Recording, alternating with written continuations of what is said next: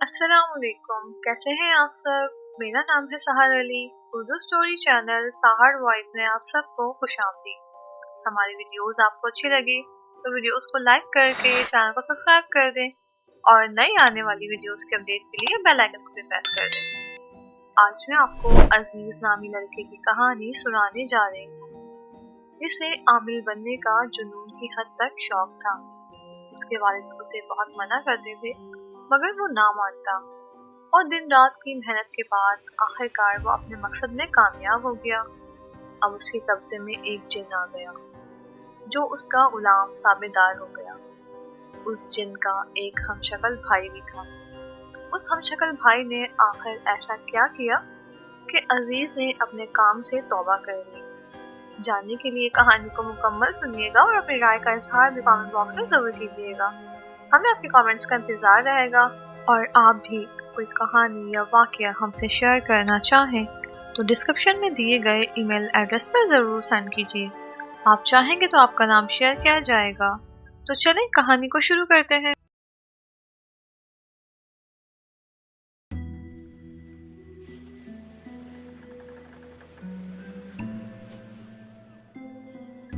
रात के 2:30 बज रहे।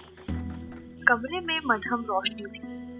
अजीज आलती पालती मार कर आंखें बंद करके ऊंची ऊंची आवाज में कुछ पढ़ रहा था। अचानक उसके कमरे का दरवाजा खुला। उसके वालिद गुस्से में भरे कमरे में दाखिल हुए और लाइट जलाते हुए गुस्से से बोले, ना तुम खुद सोते हो और ना दूसरों को सोने देते हो। मोहल्ले वाले अलग शिकायत करते हैं कि ये कौन है जो रातों को अजनबी ज़बान में बोलता रहता है। आखिर अमल बनने का भूत तुम्हारे सर से कब उतरेगा। अब्बा जी, लोगों की ये मजाल कि मेरे मुतालिक बातें करें, मैं उनके मुंह ना बंद कर दूं। अजीज आंखें निकालते हुए बोला। उसके अब्बा बोले, बेटा देखो, ये आमिल बनने का ख्वाब देखना छोड़ दो और सीधी सादी आसान जिंदगी गुजारो। वो बोला, अब्बा जी अब तो मंजिल मेरे सामने खड़ी, बस आखिर चिल्ला बाकी है। उसमें कामयाब होने के बाद जिन मेरे कब्जे में आ जाएगा और मैं बहुत बड़ा आमिल बन जाऊंगा। आज चिल्ले की आखिरी रात है। आधी रात को कब्रिस्तान में एक हिसार के अंदर अजीज आंखें बंद किए अमलियात में मशगूल था कि अचानक कुछ खौफनाक आवाजें उभरी। उन आवाजों में रफ्ता रफ्ता तेजी आ गई जिससे माहौल मजीद खौफनाक हो गया। उन आवाजों से उसके बदन में कुछ झुरझुरी सी हुई मगर उसने आंखें नहीं खोली। आवाजें कुछ मध्यम सी होने लगी तो उसने आहिस्ता आहिस्ता आंखें खोली। अचानक दर्जनों की तादाद में खौफनाक शक्लें नमूदार। उसने फौरन अपने खौफ पर काबू पाया। उन शैतानी ताकतों की भरपूर कोशिश थी कि वो ये अमल मुकम्मल ना कर पाए और डर कर भाग जाए, मगर अजीज अपने इरादे का पक्का साबित हुआ। उसे अपने खौफ पर मुकम्मल कंट्रोल हो चुका था। उसके अमलियात में तेजी आने लगी। थोड़ी देर तक ये जंग जारी रही और फिर जीत आखिर अजीज की हुई। खौफनाक आवाजें और शक्लें गायब हो चुकी थी। अचानक उसने देखा कि एक मखलूक हाथ बांधे उसके सामने खड़ी है। अब वो उसकी गुलाम थी। ये देखकर उसकी बाँछें खिल उठी। उसने अपने अमल की वजह से दरअसल एक जिन को अपने बस में कर लिया था जो उसकी मदद से लोगों के उल्टे सीधे काम आसानी से कर सकता था। वो खुशी खुशी अपने घर की तरफ चल पड़ा। जिन उसके पीछे पीछे हाथ बांधे हुए हवा में तैरता हुआ चल पड़ा। अचानक उसी जिन का एक हमशक्ल वहां नमूदार हुआ। वो उसका हमशक्ल भाई था। वो अपने थोड़ी पर हाथ फेरते हुए बोला, ओ इंसान के बच्चे, तूने अपने अमल से मेरे भाई को तो काबू कर लिया। अब देखना मैं अपने भाई को तेरे चुंगल से कैसे आजाद कराता। ये कहकर वो भी उसके पीछे चल दिया। अजीज ने अपने घर के एक हिस्से में अपना आस्थाना बना लिया और मुख्तलिफ अखबारों में अपना इश्तिहार दे दिया। अब उसे उम्मीद थी कि उसके आस्थाने पर लोगों का हुजूम उमड़ आएगा।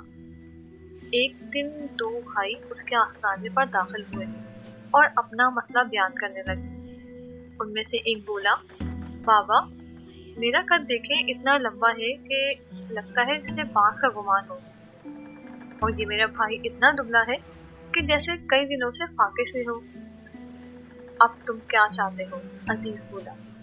वो बोले, आप तो आमिल हैं, कुछ इस तरह करें कि मेरा कद मुनासिब हो जाए और मेरा भाई मोटा हो जाए।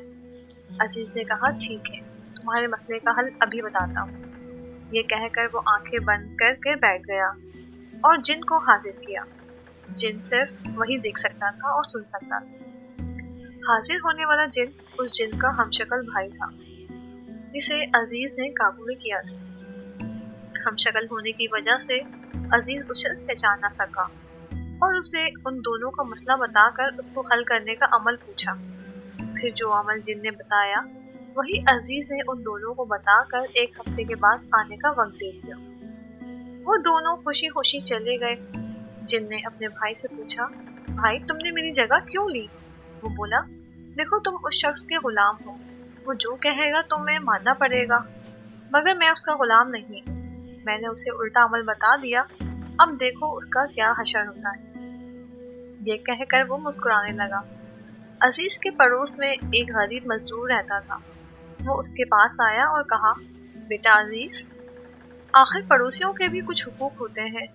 महंगाई ने कमर तोड़ दी है। मैं अमीर बनना चाहता हूँ। मैं चाहता हूँ कि मेरे पास बहुत से पैसे आ जाएं और मैं बहुत दौलतमंद हो जाऊँ। अजीज बोला, अरे बस इतनी सी बात, मैं आपको अभी अमल बताता हूँ। जिन बुलाने पर उसी का हमशक्ल भाई हाजिर हुआ और उसे उल्टा अमल बता दिया जो उसने पड़ोसी मजदूर को बता दिया। अब कुछ ही दिन बाद वो दोनों भाई उसके आस्ताने पर आकर शोर मचाने लगे। शोर की आवाज सुनकर उसके वालिद जमाल साहब भी आ गए। शोर की वजह से पूछी तो वो बोले, देखें जनाब, मैंने बाबा से कहा था कि मेरा कद बहुत लंबा है, उसे मुनासिब, और मेरा भाई बहुत दुबला है, उसे मोटा कर दे। मगर न जाने उन्होंने ऐसा क्या अमल बताया, मेरा कद छोटा होकर 3 फीट हो गया और मेरा भाई मोटा होने के बजाय बेतहाशा लंबा हो गया और अब तो कमरे में खड़ा भी नहीं हो पाता। हम तो पहले वाली हालत में ही ठीक थे।